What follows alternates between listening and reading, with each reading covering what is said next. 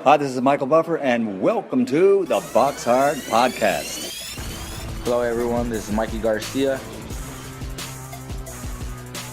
Yo, it's your boy, the odd guy himself, Malik King Scotty. Hi, I'm Charlie Edwards. This is Fast Eddie Chambers, and you're listening to the BoxHard Podcast with my main man, Joey Coastman.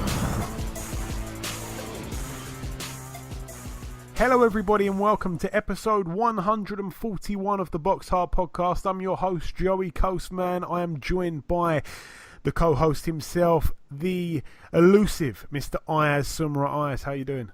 I'm good, Joey. Yourself? Very good, my friend, very good. It's good to have you back, but there is quite a lot to go over. Of course, we will be speaking to a little bit later on in the show our 50th world champion. Yes. Anyway, before we get into all of that, we need to start, of course, with the review part of the show. We're going to start with a card that actually happened in Barcelona, Spain last week. I believe it was on the Friday. Abigail Medina, a guy really that once upon a time lost to Jamie McDonnell, but really and truly since that loss to Jamie Mack, he seems to have turned into quite a real good fighter. He defended successfully his EBU European Super-Bantamweight title, a TKO in the very first round against Anthony Satul, who's now 23-7, but Abigail Medina, the champion, 19-3 with 2 draws now. A real good fighter he's turned out to be.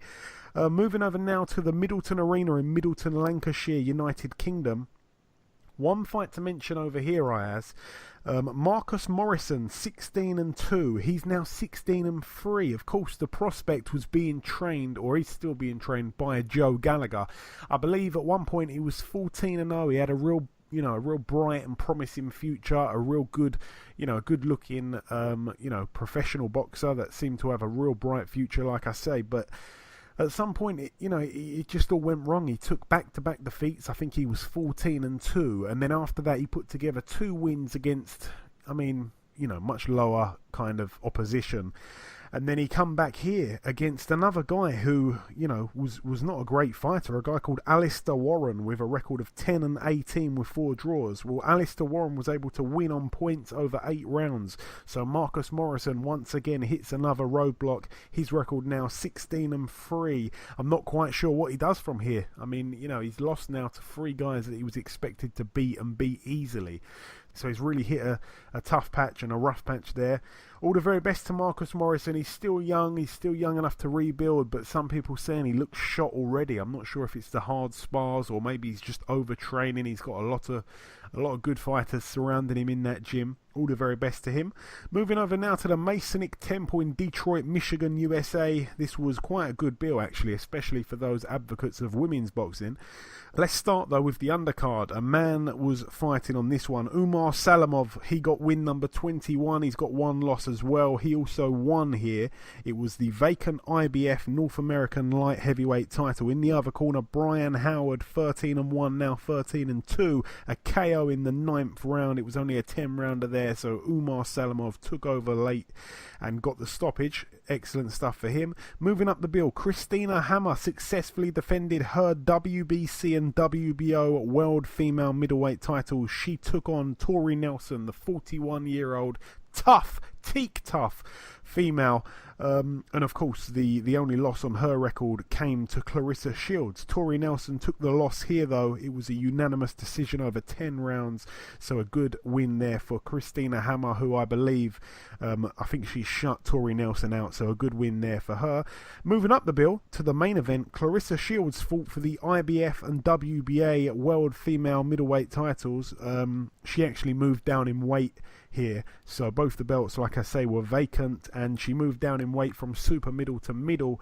She's now got 2 of the belts, so has Christina Hammer got the other 2, so it'll be a brilliant unification for all 4 of the trinkets later on this year. But anyway, this fight here, Clarissa Shields moved to 6-0. It was a unanimous decision over 10 rounds, but the shocking part here was that Clarissa Shields was actually knocked down herself in the first round, but she was able to get up, regroup, and turn that switch of specialness on, I guess, and she managed to pitch pretty much a shutout from there. A 10-round unanimous decision for the new champion Clarissa Shields. I'm sure that's 4 belts now in just 6 fights, which is truly remarkable. It could even be 5 belts.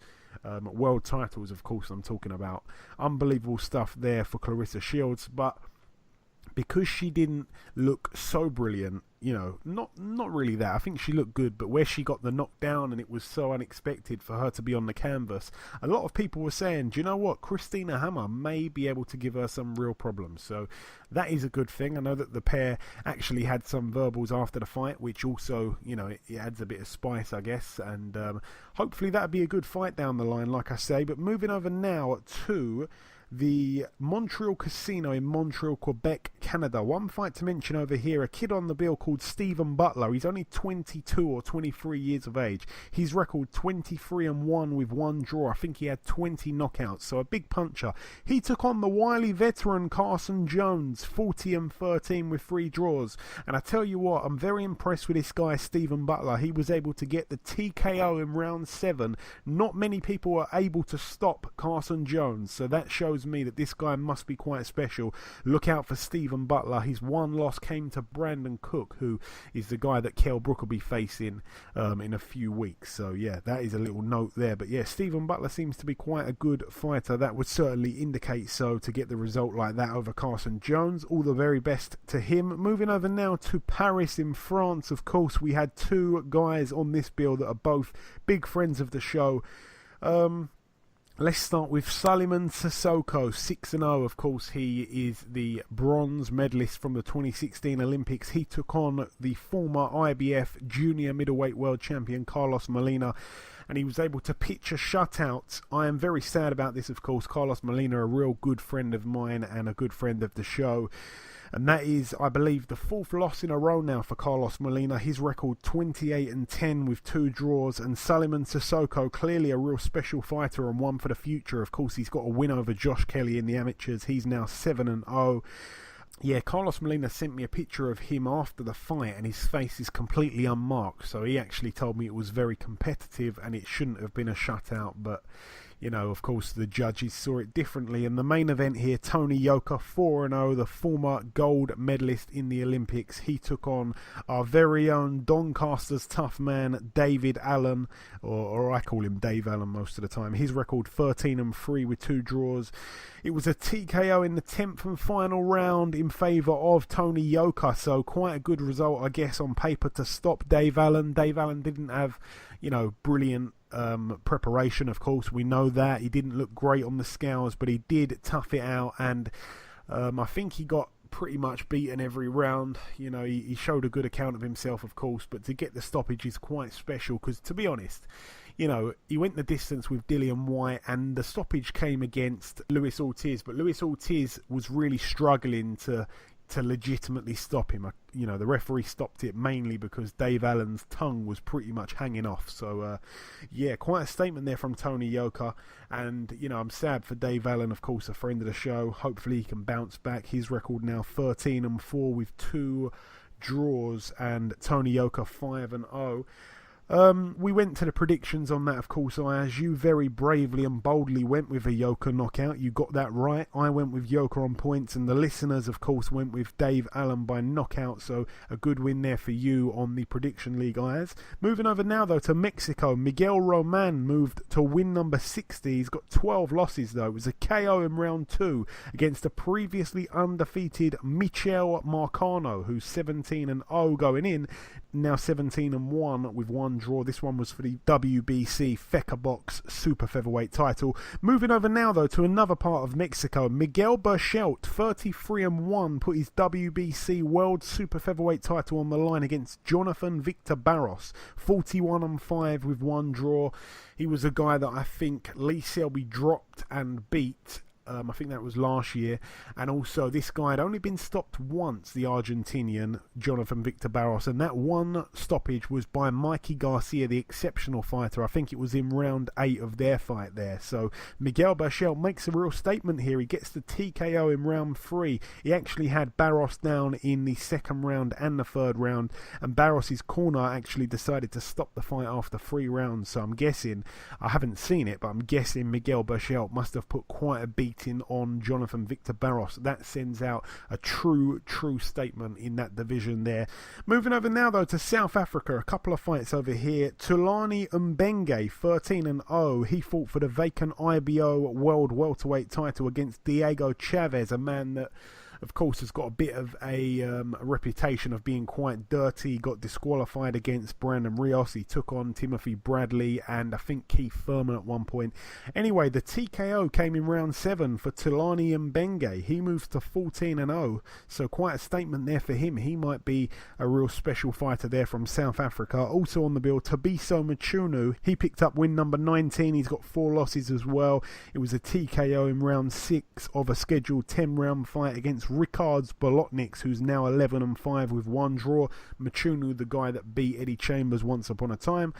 Moving over now, though, to the Sport Palace in Ukraine. Just one wild card, really. A guy on this bill called Stanislav Skorokhod, who was 17-1. He fought for the vacant WBO International Super Welterweight title. And that guy, Ayaz, we've joked about his name before. His name's Aram Amirkhanyan. He actually picked up the win here. He's undefeated as well, Amirkhanyan. He's now 11-0 with 1 draw. It was a split decision win for Amirkhanyan, the travelling fighter to Kiev, Ukraine. So I'm guessing he probably deserved the win there. And like I say, he's the new WBO International Super Welterweight champion. Big up Amirkhanyan. Also, we had the prospect Denis Baranchik on the bill. He moved to 9-0. He made Jose Prieto, who was 26-4. I think I've seen him before a couple of times. He made Prieto retire on his still after 5 rounds. Oleg Malinovsky moved to 23-0. He took on Wallington Orobio, who retired on his still after 5 rounds with an injury. Malinovsky and Baranchik, 2 fighters with bright futures, we'd think. Moving over now to the O2 Arena in London, United Kingdom. This was the bill that I was actually there for. A couple fights to mention on the undercard. Daryl Williams picked up win number 17. His record now 17-0, a TKO in round 2. He had his opponent down 6 times, and it's looking like he may be fighting Umar Sadiq, a prospect, of course, with not much professional experience, but I like the way that the beef between these guys is brewing, kind of thing. Umar Sadiq, he fought on the bill actually. He picked up win number 3, a KO in the 3rd round. He took on Kamil Al-Temimi, who was 1-2 with 1 draw. His record 1-3 with 1 draw now. Umar Sadiq, like I say, a very good amateur, not much pro experience, but Daryl Williams and him will make for a brilliant fight. I believe they're both at super middleweight, so could be a good fight there for Frank Warren's stable. Moving up the bill once again, Reza Hamza moved to 10-0 with 1 draw, a points win over 6 rounds against Sergio Gonzalez. Archie Sharp moved to 13-0. It was a points win over 8 rounds against Lester Cantillano. Archie Sharp, like I say, 13-0. And he's looking for that Leon Woodstock fight, so another brilliant fight that can be made in the Frank Warren stable. Obviously everyone knows that I'm very high on Archie Sharp. He's a fantastic young fighter. Also on the bill, Johnny Garton moved to 22-1 with 1 draw, a TKO in round 3 against Nelson Altamirano, who's 10-18 with 2 draws now. It was a bit of an odd stoppage. I think he kind of got clocked a little bit while he was down, and he stayed down, so the referee wasn't buying any of his antics to try and say, or try and, suggest that it was an illegal shot. But yeah, a good win there, like I say, for Johnny Garton. Daniel Dubois moved to 8-0, a TKO in round 5 over Tom Little, who was 10-5, now 10-6. It was for the vacant English heavyweight title. Tom Little was down in the 4th. The thing about this fight, Dubois came out with intent, in the first round, as he pretty much does every fight. He doesn't really like to let his opponents get into a groove. He was straight on the front foot, throwing those bombs. And to Tom Little's credit, his movement was okay in the first round. He didn't really land much himself. But Tom Little, in the second round, I think he kind of had more success. But what came with that was Dubois' willingness to stand there and trade with him. Dubois was the much heavier handed, of course. Little wasn't really displaying much punching power. I don't think he's one of the hardest hitters in the heavyweight division, and Dubois actually took quite a good left hook himself while he was dishing out some some massive punishment, to be honest. And Little just had a few shaky moments. He just about survived in that second round. The bell came at a good time for him. Not much really happened in the third round, aside from the fact that Dubois had never really, he'd never been into the fourth round, which was just about to happen, of course. And then he did go into the fourth round. And like I say, that was the round he put Tom Little down. And like I say, I've got to give Tom Little huge respect, because he went in there and, you know, he didn't let the occasion get to him. He didn't let the man in front of him, you know, get in his head or anything like that, and he came to win for sure. He certainly earned his money in there. And, you know, like I say, in that fourth, he got put down by a body shot, and then in the fifth round, the referee jumped in to save Tom Little, who I think was, you know, a little bit too brave for his own good. He lost every round, and I was happy to see the referee jump in and stop it, because I wouldn't have wanted to see Little get knocked out, you know, out cold kind of thing. I think it was turning really in Dubois' favour at that point. And like I say, when he took a bit of punishment, I think the referee had seen enough at that point. Good looking out really from the ref in terms of Tom Little's health. Moving up the bill once again, Anthony Yarde moved to 16-0. He TKO'd Darius Sek in the 7th round. It was a scheduled 10-round fight for the WBO European and WBO Intercontinental Light Heavyweight titles. Both belts, of course, belonged and still belong to Anthony Yarde. Sek was down in the first round from a left hook. Now, Darius Sek, of course, had never been stopped in his 3 losses. One was, of course, to the reigning European light heavyweight champion.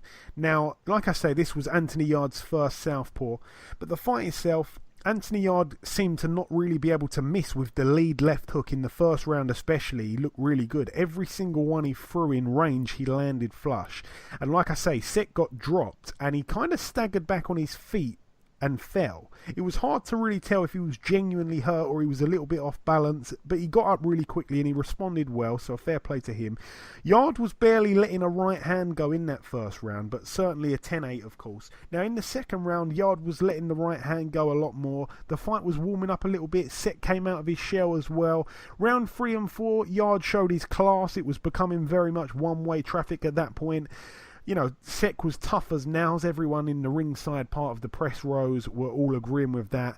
And in my eyes, it was a perfect kind of opponent to fight as your first southpaw. This guy was tough as nails. And in round 5, he had to visit deep water and grit it out, because Yarde was really starting to smother Sek, and he was walking him down and he was beating the brakes off him, really. It was another fight where Anthony was getting the good rounds in. He was learning and learning. You could see that he was learning on the job, and he does that not just inside the ring but also outside of the ring. He really does study the game, Anthony Yarde.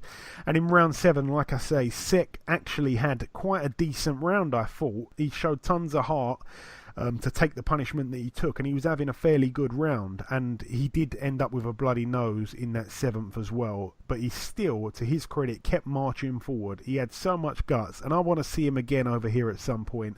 Anthony Yarde was hurting his man more and more, and after Sek did some stumbling in the corner and Yarde pinned him in that corner and he let a couple of shots go, the referee jumped in and waved it off. I think it was a little bit premature for my liking. I know that Sek's camp were quite annoyed with that. The corner were complaining to the referee, but yeah, I mean, it was only going to be one winner at that point, and he lost pretty much every round.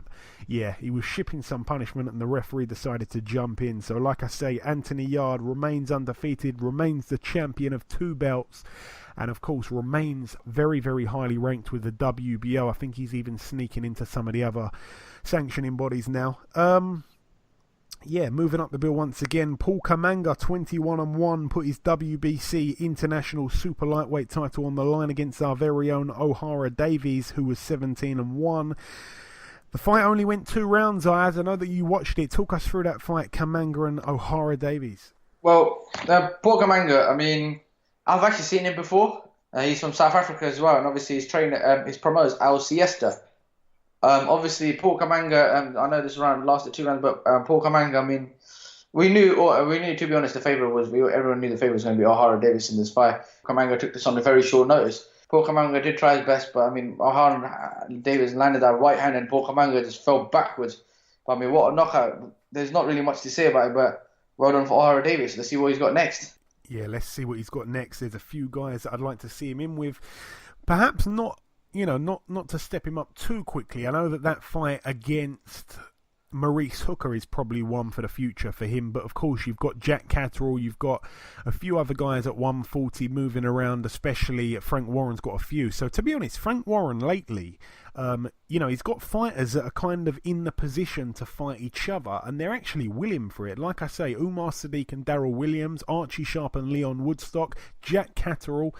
He's got a tough fight himself coming up this weekend, but if he gets through that, him against O'Hara Davies would be a good fight. And there's a few guys there actually, so I love the fact that they're all willing to fight each other. It's just up to Frank to make those fights happen, and they shouldn't be hard fights to make. I think he's shown a few times in the past that he's happy to put his fighters in there with each other, and there could be some brilliant in-house fights to be made down the line. Not too far down the line as well, but yeah, like you say, Ayaz, O'Hara Davies made short work and quick work really of Paul Kamanga. He's the new WBC International Super Lightweight Champion. O'Hara Davies 18-1. On to the next one, and the main event here, Roberto Garcia 41-3 took on our very own Martin Murray 36-4 with one draw. One thing about Roberto Garcia, he had a seriously padded record. He hadn't lost in, I think it was about 8 years. Martin Murray, of course, has fought many bigger names, and he's beat some and he's lost to some as well, and he's had some controversy in there as well. But this one, like I say, for the WBC silver middleweight title, Garcia had a point deducted in the second round for a low blow. He had another point deducted in the 9th round for punching the back of Martin Murray's head. He was a real dirty fighter actually, Roberto Garcia. But the fight itself, just before we get into it, shout out to Frank Warren actually for making the fight happen.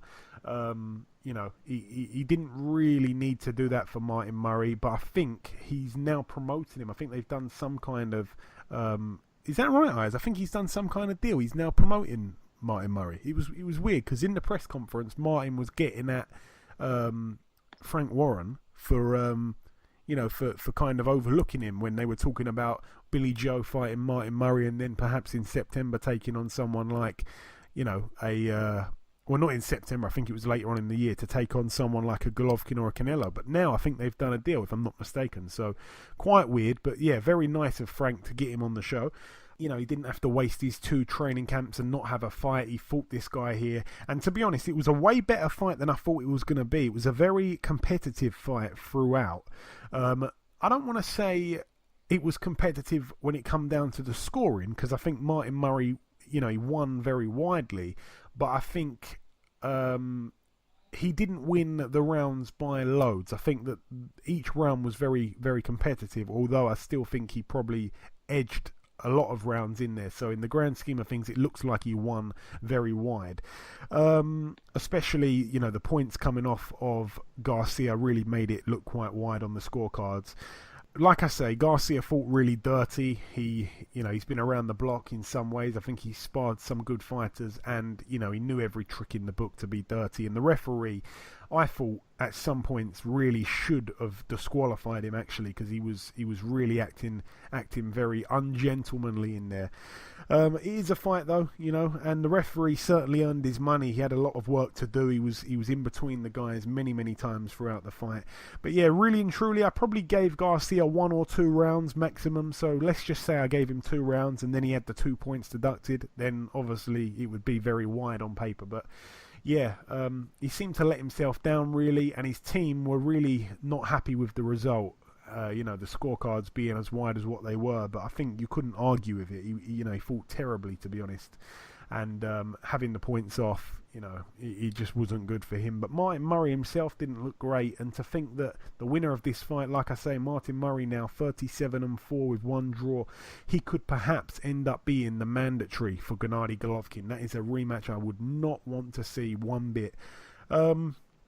All the very best though to Martin Murray, of course. Also on that build, just to give a mention to a couple of the prospects, Sam Gilly moved to 5-0. It was a points win over 4 rounds against Sam Umidi.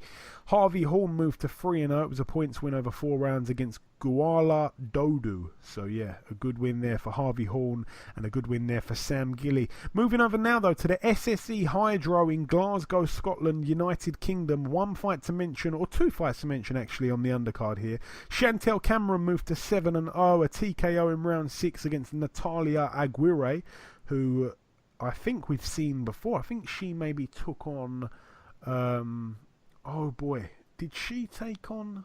That's not the same girl that fought the other week, is it? Am I getting confused? I'm going to have to check that. I'll come back to that in a moment. Martin Bakoli Ilunga, 10-0. He moved to 11-0. A TKO in the very first round against DL Jones, a man that took Daniel Dubois. I think he took him 3 or 4 rounds. So, yeah, if you get the measuring stick out, that's a brilliant win there for Martin Bakoli. This one was for the IBO Continental Heavyweight title as well, and DL Jones was down twice before the stoppage, so a TKO, like I say, in the first round there. Josh Taylor, 12-0, moved to 13-0, a unanimous decision over 12 rounds against the former WBC World Champion Victor Postol, 29-2 now his record. Postol was cut above the right eye in the second round and was down himself from a punch in the 10th round. Ayaz, what did you make of this fight? I know that you tuned in and watched this one from Scotland in the Hydro. Yes, I was more interested in this fight. I'll tell you what. I mean, Josh Taylor, he is a rising star, and I'll tell you, since he's joined the professional ranks, he's been a very, very good fighter. Obviously, he's fighting a light welterweight. I mean, he's very, very good. Very southpaw. He pivots a lot. He's got a very good jabbing and hit you with that hand as well. And when he dropped, to be honest, Postol obviously he was a very good testament, because I tell you what, Postol's a former world champion. He's had a unification with Terence Crawford and lost. Coming into this fight, I personally thought Josh Taylor was going to win on points. I didn't think it was going to be a knockout. The reason why, because I think the reason I said why it was going to be a points at the start, because this is a big test for Josh Taylor. He hasn't gone past 10 rounds. A lot of people wanted to see what he was like. See, with Postol, he's a bit of a pressure fight. He comes towards you. Right, and Josh Taylor, you can see, was hitting him. The one thing that really annoyed me about this fight was the scoring card. I had Josh Taylor winning by a minimum 3 rounds. Some judges had 100, 118, 110. I found that really weird. I don't know what the judges were watching, but well done to Josh Taylor. Now he's mandatory for the title next. Yeah, a world title fight next for him. Just to quickly go back to Chantel Cameron before I talk about Josh Taylor. Chantel Cameron, this is very interesting. She took on, like I say, Natalia Vanessa Del Val Aguirre, and she has a record of 8-12 with 3 draws. Now, she's not a big puncher. She's never scored a knockout. Of her 8 wins, they've all been by decision. Now, she, like I say, has now got 12 losses. She's only been knocked out once, and that was to Chantel Cameron on the weekend, who knocked her out in 6 rounds. Now, this lady here actually fought Delphine Persoon, that's the WBC World Female Lightweight Champion. She fought her 2 weeks before. So I'm guessing it's probably not great time to prepare for Chantel Cameron, but she fought for a world title 2 weeks before, and she lost by a shutout, to be honest, but she did go 10 rounds with the world champion, and Chantel Cameron's knocked her out in 6. So that is quite special in my eyes. One thing I will say about this lady here, Natalia Aguirre, is that before her world title challenge, she actually beat Edith Matisse, who's the sister of Lucas Matisse. So she got a win over her on points. And then, like I say, she fought for a world title in June, the 9th of June, Delphine Persoon. She lost by unanimous decision over 10 rounds, and then she gets knocked out for the first time in her career against Chantel Cameron. So that is a big statement there, and all the very best to Chantel Cameron. I believe a future world champion for sure, and it's brilliant to think that this division's really hotting up now. Chantel Cameron, okay, obviously a lightweight boxer, she's in the same weight class as Katie Taylor, and that would be a absolutely cracking female fight, and I'd love to see it. So all the very best to both girls there. Brilliant win for Chantel Cameron, and like I say, let me just get on to the Josh Taylor fight and just give my assessment of it. I felt that, like you said, Postol came out on the front foot. He was very aggressive in that first round. In the second round, Taylor adjusted a little bit, probably won the second round, and of course at that point that's when we first saw the cut on Postle's right eye. It was from a head clash. In the third round, I felt that it was a brilliant round. The third, it was the best round at that point of the fight. Very competitive round. I felt that Taylor probably just edged it. In the fourth, it was another good round, but I felt that Postle probably nicked that one. Postle had a great round in round 5. I gave that one to him as well. In round 6, it was a very competitive round, but I felt that Taylor probably did enough to win it in the final minute of that round. In round 7, Taylor started really well, but in the later part of the round, he was in serious trouble. Postle actually made his legs dip once or twice, which was very surprising. And also, Taylor sustained a cut in that round as well. Taylor looked very uncomfortable. He was a sitting duck, actually, for a moment or two in that 7th. Now, in round 8, it was a very, very close round. It could have gone either way. I honestly thought Postle maybe even nicked that. And in the 9th round, Taylor won that round fairly well. In the 10th round, Taylor was winning massively and he dropped Postle with only about 15 seconds to go. It was a counterpunch left hook. And like I say, Postle was standing square on for just a second and boom, brilliant shot. And like I say, he got back up to his credit and the bell came at a very good time for him. So he lost that one 10-8. And in the 11th, once again, we were treated to a really, really thrilling round, a very good round, one where Taylor started really well, but Postle ended it really well, another really close round. And the 12th round was another action-packed round, but I actually gave that one to Taylor. But the scorecards, like you say, Ayaz, were absolutely abysmal. I couldn't believe what I saw. The judges scoring this contest, I'm just going to read it out, actually, while it's here. This is really shocking, so brace yourself if you haven't heard it, but I'm sure you have. Judge Victor Lachlan, of course, a Scottish judge, he scored it 118-110. Eddie Papo scored it 119-108, and Fernando Barboza scored it 117-110. So that is extremely wide. I actually had it, Ayaz, 116-113 in favour of Josh Taylor. So you said you had it maybe by 3 rounds. I had it by 3 points, of course. That's taken into account the 10-8 round that came in the 10th when Josh Taylor knocked his man down. So yeah, very, very, very, very, very, very, very crazy scorecards there.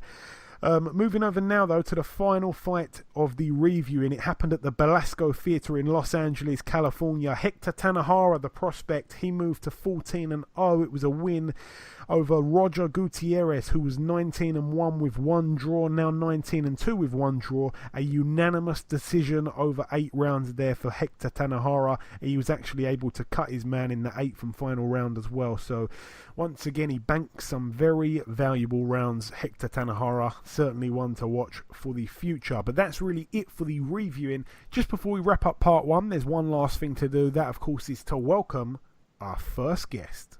Ladies and gentlemen, please welcome the former WBO Heavyweight Champion of the World, Mr. Joseph Parker. Joseph, welcome to the show. Thanks for having me on, and good afternoon from Vegas. Hey, it's always my pleasure having you on, Joe. Thank you very much. So, we last spoke in the build-up to the Joshua fight, obviously, that was set for March 31st. I was in Cardiff for that fight. The referee was poor. You weren't really able to fight your fight. Most of the time, when you got in close, the referee pulled you apart. It was frustrating. And after the fight in the press conference, although you were visibly gutted, you handled yourself very pleasantly, very politely, as always. And you earned yourself a bucket load of fans that night. Looking back now, as the time's gone on and you've had time to reflect, would you have done anything different in the fight, or was it physically impossible? Yeah, of course, most definitely. Now that I look back at the fight, I see a few things I could have done a lot better, and I could have put on a lot more pressure. I could have chased him down a bit more. Can't really, the rest of the job, can't really blame them. But I think from that fight and from what we've experienced, I think we can go back and practice learn from it and work on the weaknesses that we had. And I think next time I fight him, I'll be a lot more ruthless and a lot more don't really care. I think I didn't leave everything in the ring, and that's probably my mistake, but it's something that I can improve on. Very honest of you to say that. I want to ask you also, Joseph, was Joshua able to surprise you in any way, or when you got in there, did he fight to how you expected him to? Going into the fight, we thought that, we thought from watching all those fights that he was going to come forward and go for the knockout and chase me down and be relentless and ruthless. But he showed a lot more composure, and he also boxed a lot better than I thought he would box. So he definitely surprised me there, and it just shows, a true champion. He was able to change his style a bit, and he did what he had to do to get the win. So that's I give him credit there and respect there. And the final two questions just on that Joshua fight. I don't want to look in the past too much. Obviously, you took a few shots off of Joshua. He also took some of your shots. How hard does he hit, and how good is his chin? His chin is good chin. The only reason why we said a few things leading up to the fight was just to promote the fight and to help sell it. Of course. But truthfully, we know that he's a good fighter and he's got a good chin. He's been down, but he got dropped by someone like Klitschko, who has a lot of power, and his record speaks for itself. And with that fight, he hit me a few times, but I can't really judge his power because he didn't really hit me flush. I think if he did hit me flush, I'll be able to judge his power a lot more. But with the punches he hit me with, I rolled a little bit, so I didn't really feel the full force. So I can't really judge where his power is at. But I'm sure he hits a lot harder because of this. Look at his record. He's had 21 fights, 20 knockouts, and he's knocked out some guys with good chins. Yeah, fair enough. And this might sound like a little bit of a silly question, but of course you fought Hughie Fury, you fought Anthony Joshua. Do you believe Hughie Fury could pose any kind of threat to Joshua in the future with his style? Yeah, Hughie's a young, a fighter with a lot of talent and a lot of skill.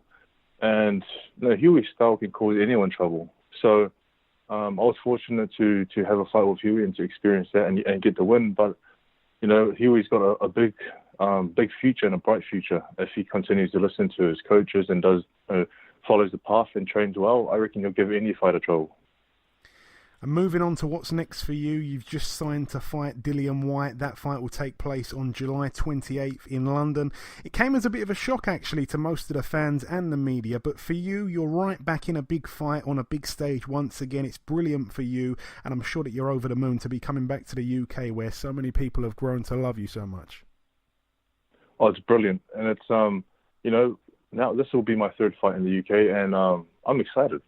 I'm excited to be fighting there again. I'm excited because that's where the heavyweight scene is at the moment, and it's just great to be a part of it. But in saying that, we've had a big fight with Joshua. We didn't. Boxing's about the best fighting the best. We consider ourselves at the top, and we believe that Dillian Whyte is at the top as well. So why not get together, fight, and see who the best is? The goal is to be champion of the world again. And he wants to be champion of the world. So I think in order to be champion of the world, you have to fight the best out there and get there as fast as you can. And I don't think there's any point mucking around fighting guys who you'll beat. I think you have to fight guys that'll give you challenges and guys that will bring the best out of you and guys that will help you improve your ring craft. What an answer. That's brilliant stuff to hear. Now, obviously, you're currently in Las Vegas. Obviously, you're in training camp. When did camp start and when are you looking to wrap the camp up and, come over to the UK? Do you know just yet? Yeah, as soon as we announced the fight, that's when I started training camp. As soon as I left London from the announcement, I moved, obviously flew back to Vegas, started training camp with my coach Kevin and the team here. We're looking at, I think, another 3 weeks here in Vegas, and then we're going to fly over probably a week and a half out of the fight, and just get used to the time there and the weather, climatize, and settle in. But it's like I said before, we fought there 2 times now, so we have a nice structure that we have when we arrive. We have a nice place that we stay at. We have a gym that we use, so it's not really unfamiliar territory. It's getting quite familiar for us now to be there. Yeah, for sure. And Dillian Whyte is a man that can divide opinion. In that Joshua fight, Joshua is simply loved by everyone, so everyone wanted him to win. They wanted you to lose. But with this Dillian Whyte fight, it's very different. I've seen countless English people that are rooting for you in this fight. Does that give you that extra little push? For me, it's fantastic to have, I know he's got a lot of support there, but I think, like you said, the way that our team has been leading up to the fight, we're able to gain some fans and some supporters there. So it's for me, I'm over the moon. It's not only going to be a crowd cheering for Dillian Whyte, there's also going to be a big crowd cheering for myself, which is fantastic for us. And it'll give us, like I said, if times do get hard in the fight and things aren't going my way, and you have a sort of a crowd that's sort of chanting and sort of supporting you, that gives you extra drive and motivation to keep going and to push through any hard times. And what do we know about Dillian Whyte as a fighter? I know that you like to watch boxing in your spare time. Have you been able to get a good look at some of Dillian Whyte's previous fights? Yeah, his his last fight, I was very impressed. You know, even though Lucas Brown didn't sort of cause him any problems or trouble him, but the way that he controlled the distance, the way he controlled himself and picked his shots was very, very good, in my opinion. And I've watched his fight with Chisora. I watched a few of his fights, and he's the type of fighter that throws a lot of punches. You know, he throws a lot of punches. He puts on good pressure, but he's also his defense isn't too bad as well. So we've been working on a few things that we think we'll be able to use against him to expose the weaknesses that he has. And should you win this fight, you'd probably be in an even bigger fight next, I'm guessing, without looking too far ahead, of course. If you could fight one of the champions, who would it be? Would it be the Joshua rematch? Would it be against Deontay Wilder for the WBC? If we put the money aside, who would you prefer to fight? Oh, if plans do go well and everything goes our way, to be totally honest, I don't really care who I fight. It's just whoever. I'm keen to fight anyone and everyone, and as long as they're willing to fight, I'm willing to fight. I think, like I said, this game is this boxing is about fighting the best, and I don't care who it is. I want to fight the best out there, whoever it is. And there's two guys, so any of them will do for me. But first, like you said, get past Dillian Whyte first and show him the respect that he deserves. Focus on him, and if all goes well, yeah, keen for anyone. And I want to get your opinion on another fight that looks like it may be happening. It's looking more and more like the Joshua and Deontay Wilder fight isn't happening anytime soon. Joshua would then have to fight Alexander Povetkin. How do you see that one unfolding? It's a much harder fight than I think people believe it is. Yeah, I think it's a lot harder because of the experience Povetkin has, and he's the type of fighter that doesn't shy away from getting into a brawl, chasing you down, and he's not scared. So a lot of people think it's an easy fight for Joshua. I see it as Povetkin will put up a bit of a challenge, and it'll be a little bit harder than what people think. But I still think that Joshua has the skills, he has the ring experience, and he also has the height and reach to be able to do what he has to do to get the win. And I want to ask you, if you have won, how do you see yourself winning come July 28th? What is your prediction, if you can give it to us? Obviously, last time, no one thought that the fight would go the distance. We were all wrong there. How do you see this one going? Yeah. To be totally honest, I'm not going to move as much in this fight. I'll move, but I'm going to stand there and throw punches because you can't win a fight moving. So I'm going to throw a lot of punches. And the way that I see it is that, I want to catch him and knock him out. But it's going to be a tough challenge, but that's how I want it to end. And finally, Joseph, just before I let you go, I always like to give you an opportunity just to send out a message to your UK following. What's your message to those guys just before we let you go? My message would be thank you guys. Definitely thank you guys for welcoming not only myself but my team into the UK with open arms. We love coming back, and we love the experience of the experience leading up to fights. We love the meeting people, saying hello, catching up with people, and continue to follow us and continue to support us because we're going to, as a team, we're going to do our best to put up the best fights we can, and really appreciate the support, the love that we get, and I look forward to seeing everyone once we're back there in a few weeks. Very well said, my man. But listen, Joseph, I wish you all the very best of luck for July 28th. Thank you so much for your time, and I'm sure that we'll catch up sometime after. Always, Joy. Thank you, brother. Okay, now it's time for part 2 on this week's show. This part, of course, the news part. Ayaz, what have you got for us? First of all, Brian Jennings will fight Dimitrenko on August the 18th. Yes, that bill to take place in Atlantic City at the Ocean Resort Casino. Also on the bill, I think Jesse Hart will be taking on a guy called Gavronsky, who I've seen once or twice before. So quite a decent card there. The two, main event and co-main event fights. But yeah, all the very best, of course, to our two friends that are fighting on that bill. The two home fighters, so to speak. Bryant Jennings and Jesse Hart. But yeah, great card there, announced yesterday by Top Rank. Sriskat Rungvisai will return on July the 21st in Thailand. Will face Young Gil Bay in a non-title fight over 10 rounds. Yeah, of course. Rungvisai, I'm not going to try and say his first name, but yeah, brilliant fighter, of course, right up there with the best in the world in terms of pound for pound. It'll be a good thing to see him in the ring against pretty much anybody, really. there's some big fights for him to be made in the future. I don't really know why this one's going to be a non-title bout. I can't understand that, to be honest. But, we've got to bring you the news, and Ayaz has done that. It's a fight I'll be tuning in for sure. Callum Johnson will challenge Artur Beterbiev for the IBF World Light Heavyweight title in America on October the 6th. Yeah, of course, a humongous step up in class from the Buglioni fight last time out for Callum Johnson. Obviously, he achieved his boyhood dream pretty much. He achieved what his father said that he could do, and he thought his father was crazy saying that he could go and win a British title, go and win a Commonwealth title, and he did both of those things. And, he came on the show, and to be honest, I didn't really know much about him before I spoke to him, and he's a real cool guy. He's a real nice guy, and you know what? He's daring to be great. He's going to go out there, he's going to fight a guy that, every time Beterbiev has got in the ring, he's knocked his opponent out.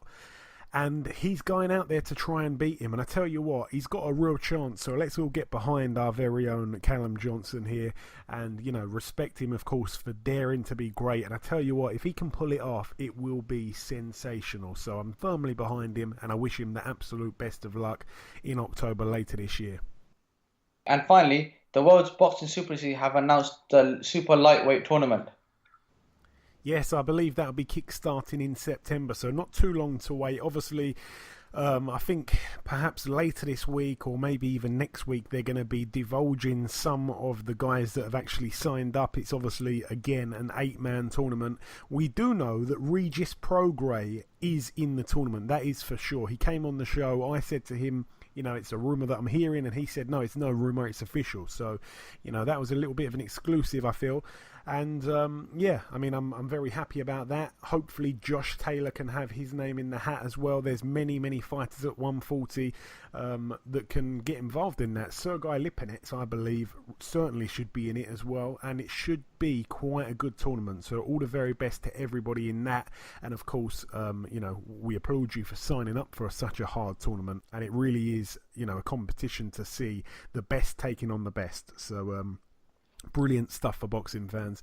Is that it for the news, Ayaz? Yes, that's it for the news, Joey.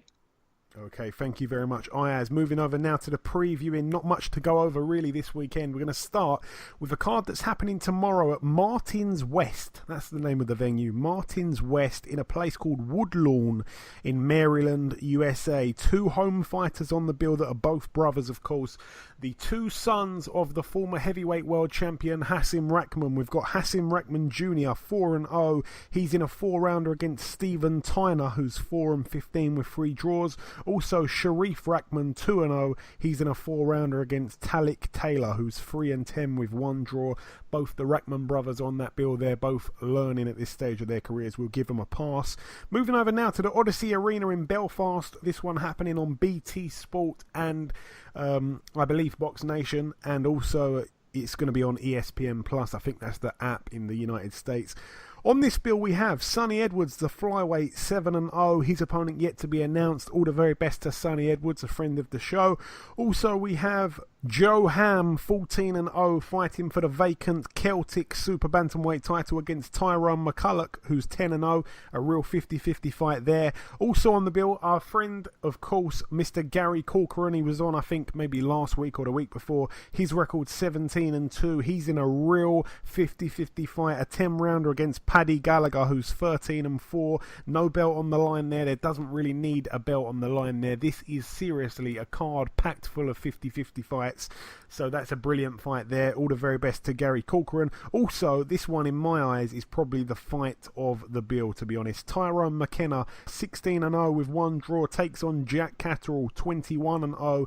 Another 10-rounder there. A brilliant step up for both guys, and that is another brilliant fight, like I said earlier on in the show, that is being made between 2 Frank Warren fighters. I'm not 100% sure if Tyrone McKenna's actually with Frank Warren. I could be wrong. But yeah, of course, we know that Jack Catterall is with Frank Warren, and it's a brilliant fight. And it's a real risky fight. And of course, like I say, Frank Warren's throwing his man in there or probably two of his men. I'd have to check that one. But yeah, brilliant fight nonetheless. Also on the bill, another 50-50. John O'Carroll, 15-0, puts his IBF Intercontinental Super Featherweight title on the line against Declan Geraghty, 17-2. A 12-round contest there, of course. And that should be another thrilling fight. So I've just named about 3 or 4 50-50s. You've got to be watching this card if you have time on Saturday night. And just to top things off, the homecoming of Michael Conlan, 7-0. He's in an 8-rounder against Adilson Dos Santos, who's 19-4. Only people with a good memory will remember that Adilson Dos Santos is a Brazilian fighter that came over a few years ago and ended up losing to Kid Galahad. It was before Kid Galahad got suspended. I think it may have even been his last fight before he got suspended. I could be wrong about that, but I do remember this guy lost to Kid Galahad. So I'm expecting Michael Conlan to do a job on him and look good, but it's brilliant for those Belfast fans that are going to be there to see him in the flesh fighting as a pro. So all the very best to everybody involved on that bill there. Moving over now to the North Notts Arena in Nottinghamshire, United Kingdom. Just want to give a shout out here to Dex Spellman, who's 11-1. Obviously his last fight was against Scott Westgarth, where he actually lost the fight, and then of course, about 10 minutes after the fight, Scott Westgarth lost his life. That whole thing was very well covered. Everybody knows about that, and Dex Spellman himself, he's become very, very scarred by those events that occurred there, and this is his first time returning to the ring, so we're all behind him, and hopefully he can get the job done. His opponent yet to be announced. It's only a 6-rounder. All the very best to Dex Spellman, obviously going through a lot himself. Moving over now, though, to the Holt Suite in Villa Park, Birmingham, West Midlands, United Kingdom. We have, topping the bill, Sam Eggington, 22-4. His opponent yet to be announced. It's a 10-rounder there. Nothing else really on the undercard. John Pegg is the man, if I'm not mistaken, who's putting together most of this. So all the very best to John Pegg. That is the trainer, if you didn't know, of Sam Eggington. So a decent little card there for Birmingham. Also, we left it out of the news part of the show because while we've been recording this show, the press conference is taking place right now.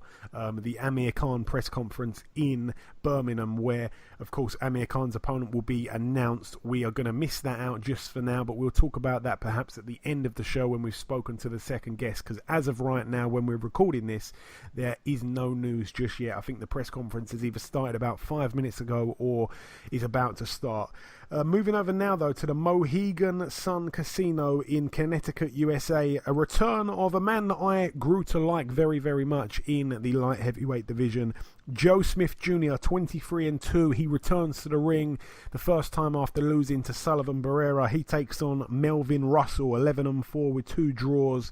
Quite an easy fight back, I guess, there for Joe Smith Jr., a man that really and truly could have been Fighter of the Year. I think it was 2016. He was certainly up there with a shout, on our podcast, Ayaz, when we were talking about Fighters of the Year. We all like Joe Smith Jr. And also on that bill, Cassius Chaney, the undefeated heavyweight prospect, 12-0. He's in a 4-rounder against Elder Hernandez, who's 5-2. And the final bill to mention, there is 1 or 2 fights to mention on this card. It's happening at the Chesapeake Energy Arena in Oklahoma City, USA. It's going to be shown on ESPN in the States, a top-ranked bill here. We have the former world champion Mike Alvarado, 38-4. He gets in there against Martin Angel Martinez, who's 18-14 with 1 draw. I'd expect Mike Alvarado to probably win that fight. I'm not quite sure what he's doing fighting people like this at this stage of his career. Also on the bill, Alex Salcido, 27-0, takes on Leonardo Zappavigna, 37-3. That should be a decent fight there. That, of course, is a 10-round contest. Zappavigna's most recent loss came to Sergei Lipinets in 2016 by knockout in the 8th round. Aside from that, I mean, he's a decent fighter, so that's a real step up there for Salcido. And the main event on this bill, Gilberto Ramirez, 37-0. He's got one of the longest undefeated streaks in boxing. He puts his WBO World Super Middleweight title on the line against Roma Angulo, who's actually 23-0. So both men's combined records here 60-0. That really is quite unbelievable. But this guy, Roma Angulo, he's a Colombian fighter. To be honest, if you look down his resume, he doesn't really have the opponents there, even though he's got all wins and, you know, he's quite a heavy-handed guy, 20 knockouts from 23 wins. All Colombians have got that power, to be honest. The Colombians have always had the power. The Mexicans have always had the grit and toughness. But yeah, I mean, you know, the names aren't really on his resume. A lot of guys with losing records on there, to be honest, and this is his real big step up. In his last fight, he took on Everett Bravo, who's not a great fighter, and he was able to knock him out in a round, which I guess is quite impressive. But you know, Everett Bravo's not really up to much himself, to be honest. You know, he's been knocked out most of his losses. So yeah, I'm expecting Gilberto Ramirez to do a job here. It's one of those fights where I think we're going to find out, you know, the misleading padded record of Roma Angulo. I could be wrong, but I don't think I will be. I think Gilberto Ramirez could even possibly get a stoppage here. You know, in his last fight when he took on Habib Ahmed, he was undefeated, 25-0 with one draw, and Gilberto Ramirez exposed him for what he was and knocked him out in 6. I reckon probably the same kind of fight here, and I will expect Gilberto Ramirez to move to 38-0 and remain the WBO World Super Middleweight Champion. But that's really it for the preview, and like I say, we'll talk about the Khan announcement just after we've spoken to our second guest, who we're about to welcome right now. Just before we wrap up part 2, we've done the reviewing, we gave you the preview, and we gave you the news, we brought you the first guest. Just before we wrap up part 2, it's time to welcome guest number 2. Ladies and gentlemen, please welcome the reigning WBO Super-Bantamweight Champion of the world, Mr. Isaac Dogboe. Isaac, welcome to the show. Thank you. So Isaac, first things first, you've got a very interesting background. Of course, you were born in Ghana, you came over to the UK, you spent a lot of time over here. We've tried our hardest to fully adopt you as one of our own. You know, you've almost got 2 nationalities on your back every time you step in the ring. I would say that I was born in Ghana but made in Britain. I came over around, I think, 7 or 8, and I had all my education here. And this is where I learned boxing from. This is where boxing for me all started. And you know, I always say that the Queen and country has done great to me. And I'm a South London kid. So yeah. Excellent, man. Excellent. And of course, we've seen in boxing many father and son relationships. Obviously, you know, your father is your trainer. It seems to be working fantastically. One thing that is special is that, of course, your dad, he pretty much taught himself, if I'm not mistaken, from scratch. But tell me, is it better to have your father training you than anybody else in the world from your point of view? I think it is, because, you know, for me personally, it is. Because I mean, at times you need that push, you know. And when you have your father with you, the sort of things where you do with other coaches, you not do it with him, because you have that much respect, you know. But when you have other people, sometimes you might psychologically think that, oh, you are getting paid to do this anyway, so they cannot put 110% and overtime in it. But if you're doing it with your family, they know the dangers of the sport. They know what it takes to be a champion. They know the sort of things where, you know, it's like you being in school. You can go to school normal as any other person, but then you have to do the extra work. You get what I'm trying to say? So that's, for me, I think is I find it that way better. Until you are grown and matured enough to be on your own 2 feet, to do your own stuff. That's when, you know, basically. Yeah, I mean, of course, your father, you know, he's got your best interests at heart as well, which I'm not going to say other trainers don't, but of course, you know, no one can have your back kind of thing like a family member. And obviously, your nickname is the Brave Son. Where did that originate from? The Brave Son, that was when I was in the amateurs, you know. I was young, and then, you know, young and doing wonders, I should say. So, you know, that's where the Brave Son came about. You know, my grandfather, you know, I come from one of the royal families in Ghana, serving by the royal house. And, I mean, they are brave warriors. So, you know, with everything they said, you know, how I was fighting and everything, people always say that, oh, this guy, you know, he's brave. He's a brave kid, and that's where the brave fan came from, because of the royal heritage. Oh, excellent, man! I never knew that. So we are warriors. But then when I turned pro, you know, we changed it to Royal Storm. The Royal Sun now. Royal Storm. Ah, right. Okay, that's cool, man. That's brilliant. That's brilliant. But I wanna reflect momentarily on that win, that title win, of course, on April 28th in Philadelphia. Now, Philadelphia is a very hard place to go to and win a world title. You were, of course, the underdog going into the fight. How difficult was it from your point of view, and how deep did you need to dig to win the title in the fashion that you won it? Well, you know, going into the fight, every fight we take as a world title fight anyway. Because regardless of whoever is in front of us, you have to work. You have to go there and do what you have to do and get the win. You know, I feel blessed. And first and foremost, I should say I thank God, you know, for giving us victory, for putting me where I am today. Because without him, none of this would have been possible. Going into the fight, we had no doubt. All we knew was that we were going to go there and we were going to take the title. You know, we've worked so hard over the years. You know, with my size and everything, I've always have to work extra. That's the mentality that my father has always placed in me. You know, that look, you are a little guy. Most of these people, and you are young. Most of these people, they will be older than you. Others will be taller than you. You have to work extra. You know, so we've always done it that way. We've always done it the hard way. And you know, at this moment, everything is paying off. Not only did you take his world title, of course, you took away his undefeated record. It wasn't the ideal start for you, though, Isaac. Obviously, you walked onto a shot in the first round. You found yourself on the floor. But in round 5, you were able to drop the champion with a short right hook. And what impressed me most, Isaac, is when Magdaleno got back up, you know, he kept his gloves up and you didn't get desperate. You know, you really took your time. You didn't rush anything, and you decided, because his gloves were up, you started to really rip the big shots into the body. And it was just a real experience, you know, display from yourself. And then obviously in the 11th round, from what I recall, Magdaleno had your left arm trapped, and when the referee told him to let go, you hit him with a 1-2 combination that put him down. Then of course the second knockdown in the 11th round, where you caught him with a very nice long left hook right round the back of his guard, and that was all she wrote.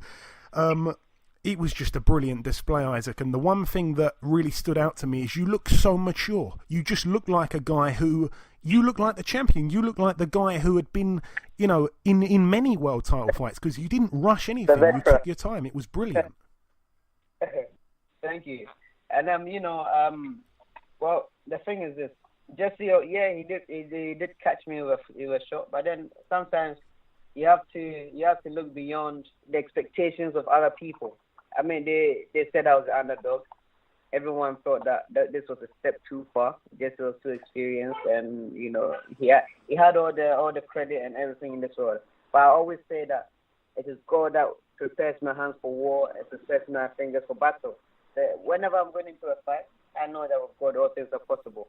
So I have no fear. All I have to do, all I have is confidence. You know, because I know that when I step in the ring, it is God that's going to fight the battle for me. Everyone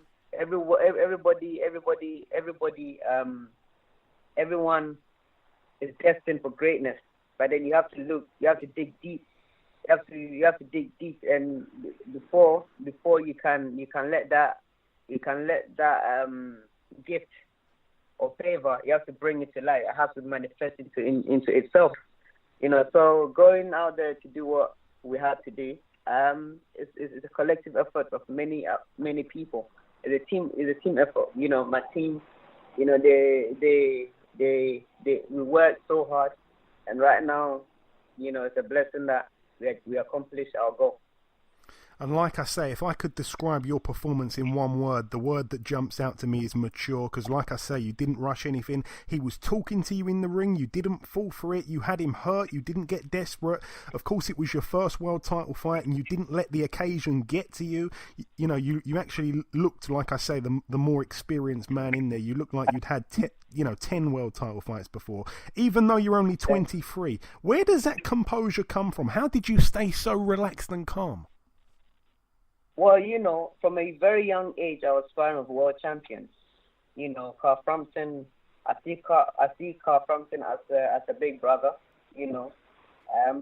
Before I turned pro, I was sparring with him, and we used to go hard rounds. I held my own, and then I went to I was based in California for some time. I was sparring with Santa Cruz. I sparred with Escandon. So all these things, it builds up. It's like you're on work experience. You get what I'm trying to say? So yeah, everything.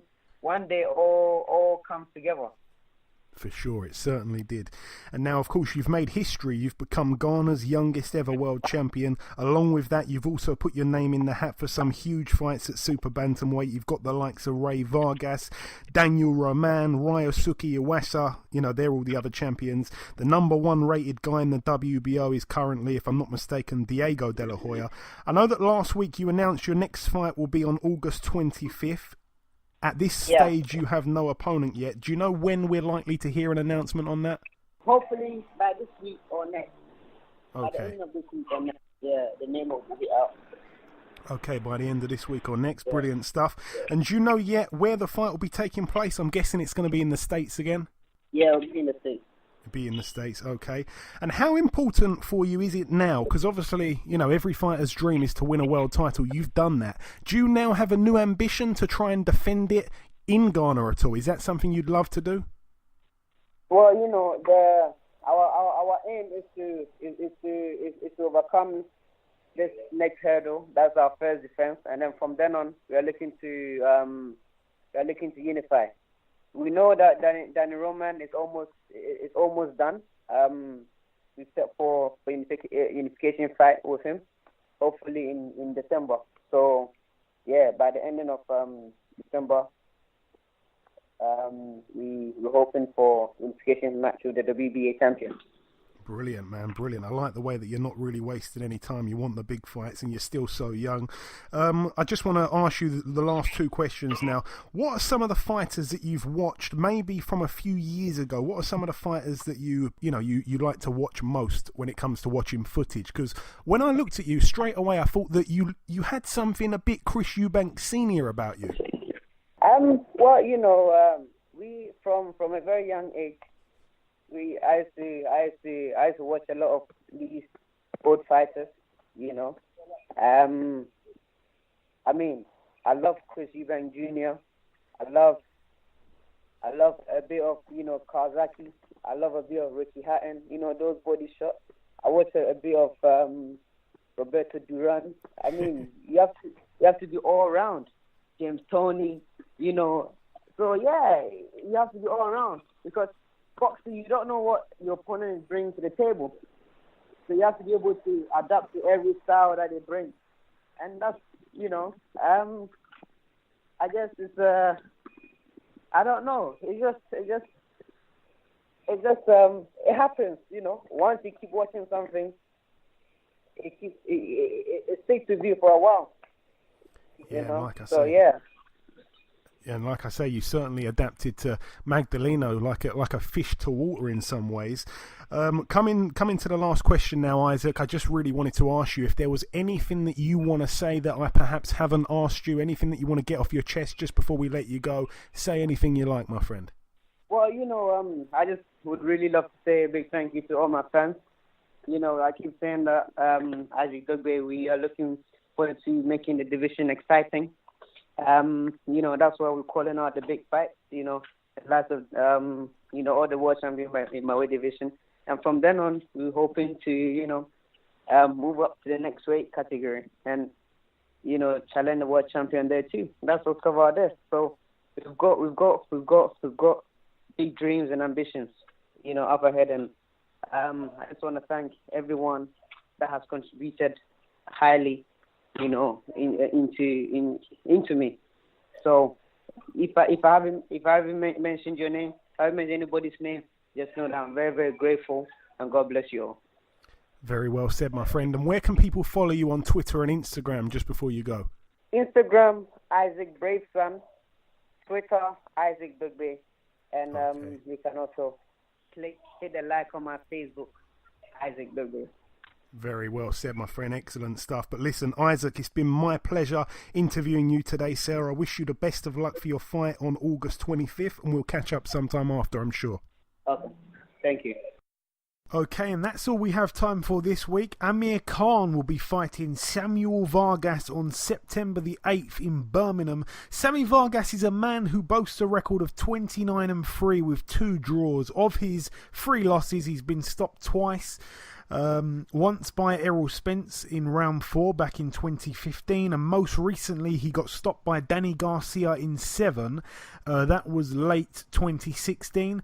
Anyway, I've been your host, Joey Coastman. Ayaz Sumra has been Ayaz Sumra. This has been episode 141 of the BoxHard Podcast. A massive thank you to our 2 guests on this week's show, our 50th world champion, the youngest Ghanaian world champion in history, Mr. Isaac Dogboe, and the former WBO Heavyweight world champion himself, Mr. Joseph Parker. The biggest thanks of all goes out to you, the listeners. The prediction league currently stands at myself on 46, you, the listeners, on 50, and Ayaz, with his 2 correct predictions last weekend, he's managed to catch up. He's now on 50 points also. He has levelled the scores. Enjoy your weekends, people. Stay safe, and we'll catch you all again next week.